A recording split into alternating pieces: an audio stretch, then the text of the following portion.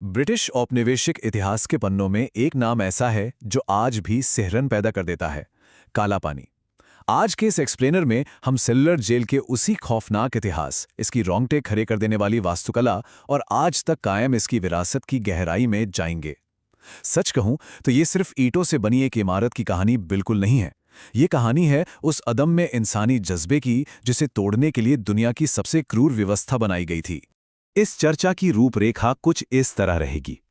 शुरुआत हम काला पानी की उत्पत्ति से करेंगे, फिर समझेंगे उस एकांतवास की क्रूर वास्तुकला को, कैदियों के संघर्ष और प्रतिरोध पर नजर डालेंगे, द्वितीय विश्व युद्ध के समय हुए नाटकीय बदलावों को देखेंगे और आखिर में जानेंगे कि कैसे एक खौफनाक जेल एक राष्ट्रीय स्मारक में तब्दील हो गई।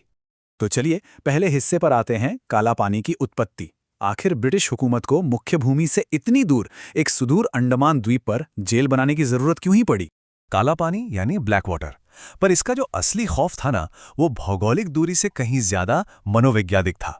उस दौर में समंदर पार करने का सीधा सा मतलब था अपना धर्म, अपनी जाति और अपनी पूरी पहचान हमेशा के लिए खो देना।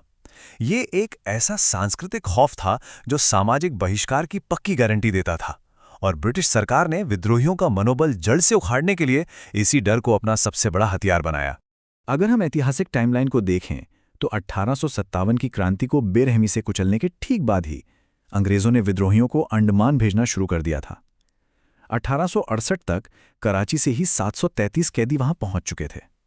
जैसे जैसे आज़ादी के दीवानों की तादाद बढ़ी, अंग्रेजों को एक ऐसी सुपर मैक्स जेल की जरूरत महसूस हुई जहां से जिंदा लौटना नामुमकिन हो, और इसी सोच ने 1896 में सेलुलर जेल की नींव रखी।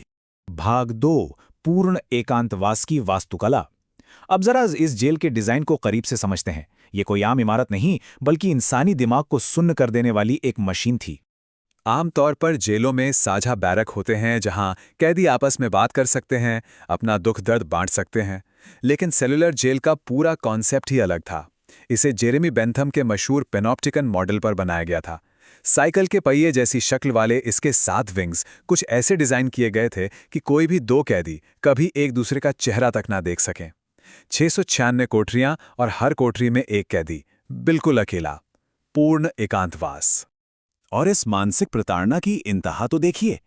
इनके लॉकिंग सिस्टम को इस तरह बनाया गया था कि गार्ड दरवाजा बाहर से बंद करके चाबी को सलाखों के बीच से अंदर फर्श पर फेंक देते थे। जरा सोचिए, चाबी कैदी की आंखों के बिल्कुल सामने पड़ी है, लेकिन लाख कोशिशों के बाद भी ताले की कुंडी तक उसके हाथ नहीं पहुंच सकते। ये हर पल अपनी बेबसी का एहसास दिलाने का एक ऐसा भयानक तरीका था जो इंसान को अंदर से खोखला कर दे। भाग 3, जीवन, मृत्यु और प्रतिरोध। पर क्या इतने जुल्मों के बाद भी उम्मीद टूट गई? बिल्कुल नहीं। एकांतवास की इस मशीन में फंसे इंसानों ने भी हार मानना नहीं सीखा था। अगर हम वहां रखे गए 795 स्वतंत्रता सेनानियों के आधिकारिक आंकड़े देखें तो इसका पैमाना हैरान करता है। एक बहुत बड़ा हिस्सा, करीब 76% कैदी अकेले बंगाल से थे और 12% पंजाब से। ये दोनों ही क्षेत्र उस वक्त आज़ादी के संघर्ष के सबसे बड़े केंद्र थे। ब्रिटिश हुकूमत इन जगहों से उठने वाली बगावत से इतना डरती थी कि उन्होंने वहां के हर बड़े क्रांतिकारी को चुन चुनकर इस सुदूर काल कोठरी में धकेल दिया। इन अमानवीय हालात और खराब खाने के खिलाफ जब कैदियों ने बड़ी भूख हड़ताल की, तो ब्रिटिश साम्राज्य का जो सीक्रेट ऑर्डर आया वो सच में रोंगटे खड़े कर देता है। आदेश साफ था, कैदियों को कोई रियायत न दें, बस उन्हें जिंदा रखें। इसके लिए रबर की नलियों से नाक या गले के जरिए फोर्स फीडिंग यानी जबरन खाना ठूसने का बेहद क्रूर तरीका अपनाया गया। ये दिखाता है कि सत्ता किस हद तक गिर सकती है। और इन गुप्त आदेशों का सबसे दर्दनाक अंजाम मई 1933 में सामने आया। भगत सिंह के सहयोगी और वीर स्वतंत्रता सेनानी महावीर सिंह को जब जबरन दूध पिलाया जा रहा था तो वो दूध पेट में जाने के बजाय उनके फेफड़ों में भर गया। तड़प तड़प कर उनकी जान चली गई। लेकिन उनकी इस शहादत ने ऐसा काम किया कि रातों रात उस एकांतवास की दीवारें मानो टूट गईं और पूरी जेल का कोना कोना इंकलाब जिंदाबाद के नारों से गूंज उठा। और अगर आपको लगता है कि वहां से भागना नामुमकिन था, तो 1872 की ये कहानी सुनिए। मेहताब और चॉयटन नाम के 2 कैदियों ने खुद लकड़ियां जोड़कर एक राफ्ट बनाया और 750 मील के खतरनाक उफनते समंदर को पार कर लिया। हालांकि एक ब्रिटिश जहाज ने उन्हें समंदर में पकड़ लिया और वे लंदन तक पहुंच गए। बाद में पहचाने जाने पर उन्हें भारी बेड़ियों में जकड़कर वापस भारत भेज दिया गया। लेकिन जरा सोचिए, आजादी की तड़प इंसान से क्या कुछ नहीं करवा सकती।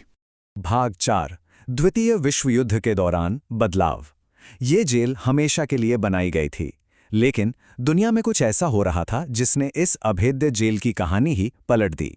1940 के दशक में वैश्विक राजनीति में भारी उथल-पुथल मची। 1939 में विश्व युद्ध के चलते इसे खाली करना पड़ा। 1942 में जापानियों ने अंडमान पर कब्जा कर लिया और इसे ही ब्रिटिश सैनिकों के लिए प्रिजनर ऑफ वॉर कैंप बना दिया। मतलब अंग्रेजों की जेल उन्हीं के खिलाफ इस्तेमाल हुई। फिर 1943 में वो ऐतिहासिक दिन आया जब सुभाष चंद्र बोस ने यहां आजाद भारत का झंडा फहराया। अंततः 1945 में ये वापस अंग्रेजों के हाथ में गई। इस इमारत ने वाकई सत्ता का एक बहुत बड़ा खेल देखा।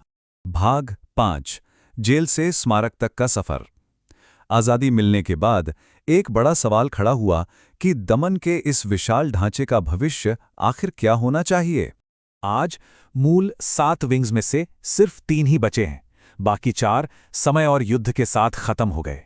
विडंबना देखिए कि द्वितीय विश्व युद्ध के समय जापानियों ने ही अपने बंकर बनाने के लिए 2 विंग्स की ईंटें निकाल ली थीं और आज़ादी के बाद 2 और विंग्स गिरा दिए गए।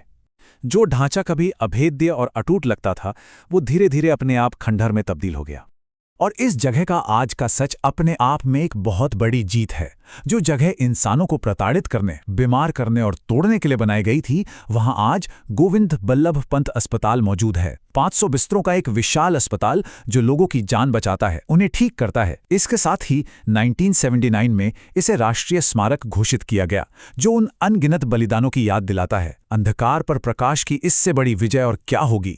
ये पूरा सफर हमें एक बहुत गहरे सवाल के साथ छोड़ जाता है। जरा सोचिए, कैसे वही ईंटें जिनका इस्तेमाल इंसानियत को कुचलने के लिए किया गया था, आखिर में उसी समाज द्वारा लोगों की सेवा करने और इतिहास को संजोने के लिए अपना ली जाती हैं। क्या दमन की दीवारें कभी इंसान की आज़ाद होने की चाहत को हमेशा के लिए कैद कर सकती हैं? इस एक्सप्लेनर में हमारे साथ जुड़ने के लिए बहुत बहुत धन्यवाद।